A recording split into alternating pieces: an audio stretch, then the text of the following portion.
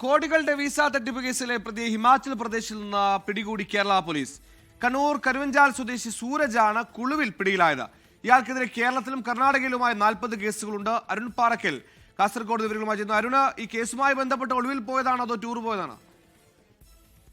സുഹൈലെ UK Regal എന്ന മാംഗ്ലൂർ ആസ്ഥാനമായി പ്രവർത്തിക്കുന്ന സ്ഥാപനത്തിലൂടെയാണ് UK ജോബ് വിസ നൽകാമെന്ന പേരിൽ നിരവധി ആളുകളിൽ നിന്ന് ഇയാൾ വിസ തട്ടിപ്പ് നടത്തിയത്. ഒരാളിൽ നിന്ന് 17 ലക്ഷം രൂപ എന്ന നിലയിലായിരുന്നു പണം വാങ്ങിയിരുന്നത്.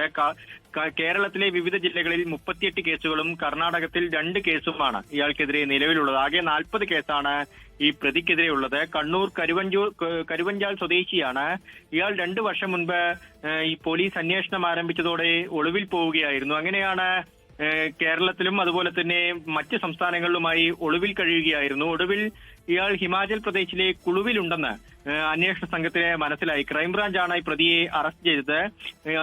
മൊബൈൽ ഫോൺ കേന്ദ്രീകരിച്ച് നടത്തിയ പരിശോധനയിലൂടെയാണ് ഈ പ്രതിയിലേക്ക് എത്തിയത്. 7 കോടി രൂപയുടെ തട്ടിപ്പ് പ്രതി നടത്തിയെന്നാണ് പോലീസ് പറയുന്നത്. സുഹൈൽ, ലോകത്തെവിടെയായാലും ഏത് സമയത്തും 24 വാർത്തകളും ഓഗ്മെന്റഡ് റിയാലിറ്റി പാക്കേജുകളും എക്സ്പ്ലെയിനറുകളും വിശദമായി കാണാൻ ഞങ്ങളുടെ യൂട്യൂബ് ചാനൽ നിങ്ങൾക്ക് സബ്സ്ക്രൈബ് ചെയ്യാം.